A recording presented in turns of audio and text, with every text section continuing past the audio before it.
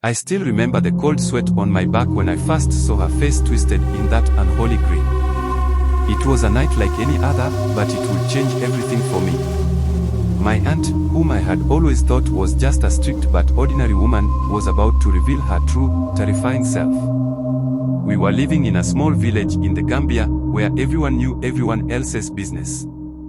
My mother had sent me to stay with my aunt Aissetou while she went away on a short trip. I had heard rumors about Aissetou's strange behavior, but I brushed them off as village gossip. I was wrong.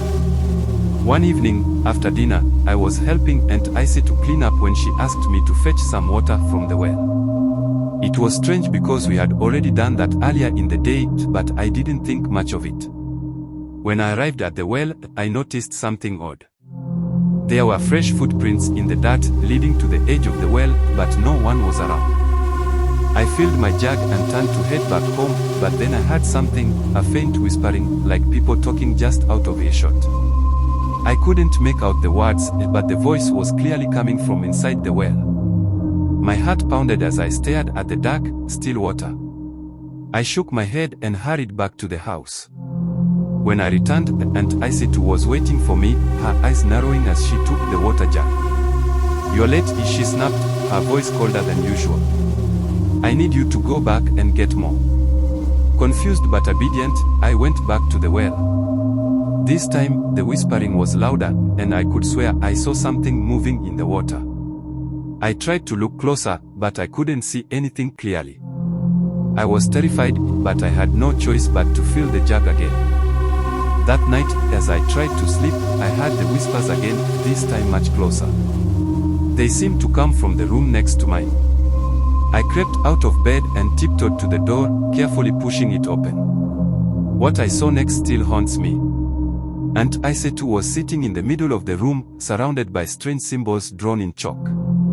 She was chanting something in a language I didn't understand, her eyes closed tightly. In the center of the symbols, there was a small, blackened bundle that I could barely make out. I froze, my heart racing. I wanted to run, but my feet felt glued to the floor. Then, Aunt Aissetou's eyes flew open, and she stared directly at me. Her face was filled with an unnatural anger. "What are you doing here?" she hissed. I stumbled backward, almost falling over, and ran back to my room, slamming the door behind me. The rest of the night was a blur of fear and confusion. I lay in bed, trying to make sense of what I had seen. The next day, I told the village elders about the strange happenings. They were shocked, and some even looked frightened. They sent for a spiritual leader to investigate. What they found was terrifying. Aissetou had been practicing dark magic, and the bundle was a cursed object meant to bring harm to others. My mother returned, and I told her everything. She was horrified but grateful that I had survived the experience. Aunt Aissetou was banished from the village, and her home was abandoned. The well was sealed, and the symbols were destroyed. To this day, I can't help but shiver when I think about that night. I sometimes hear whispers when I'm alone, and I always wonder if Aunt Aissetou is still out there, watching and waiting. The days after Aunt Aissetou's departure were strangely quiet. The village seemed to breathe a sigh of relief, but I couldn't shake the feeling that something was still lurking in the shadows. I tried to get back to my normal life, but the fear from that night clung to me like a second skin. One afternoon, while my mother was busy with chores, I wandered near the well. I felt a strange pull, as if the whispers from that night were beckoning me. I tried to push the thoughts away, but curiosity got the better of me. I approached the sealed well, now covered with large stones and bound with rope.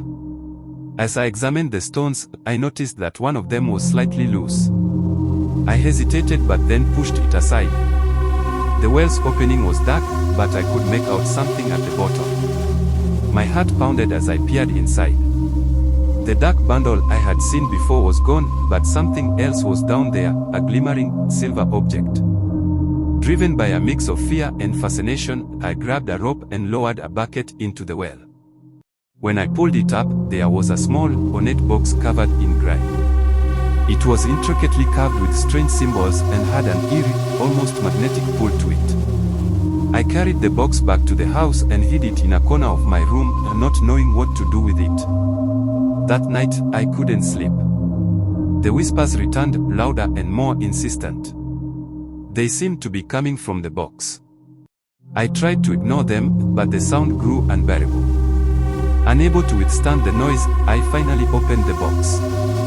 Inside, there was a collection of odd items, feathers, bones, and a small vial of dark liquid. As soon as I touched them, the room grew colder, and I felt a shiver run down my spine. The whispers became voices, and the voices became screams. I clamped my hands over my ears, but the sounds only grew louder.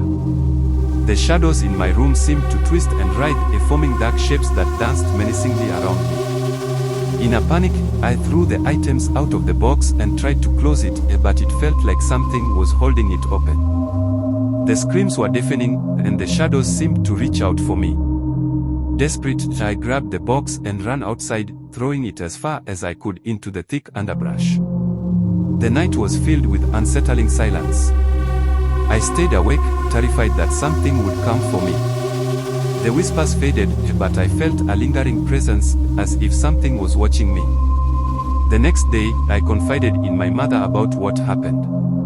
She was deeply concerned and decided to consult with the village spiritual leader again. He performed a cleansing ritual around our home and assured us that the dark forces were no longer a threat. However, he warned me to be vigilant and to avoid anything that could reopen the past. I never went back to the well, and I avoided the area where I had thrown the box. Life slowly returned to normal, but the experience left me forever changed. I couldn't shake the feeling that Aunt Isitu's dark influence had not fully left us, and that her evil had left a mark on the land. Years have passed since that night, and I've grown older. But the memory of Aunt Isitu and the whispers from the well still haunt me. Whenever I hear a rustle in the night or catch a glimpse of shadows moving oddly, I wonder if the darkness we thought we buried has somehow found its way back. And sometimes, when the wind howls just right, I can almost hear the whispers again, reminding me of the evil that lurked in my aunt's heart and the darkness that still lingers, just out of sight.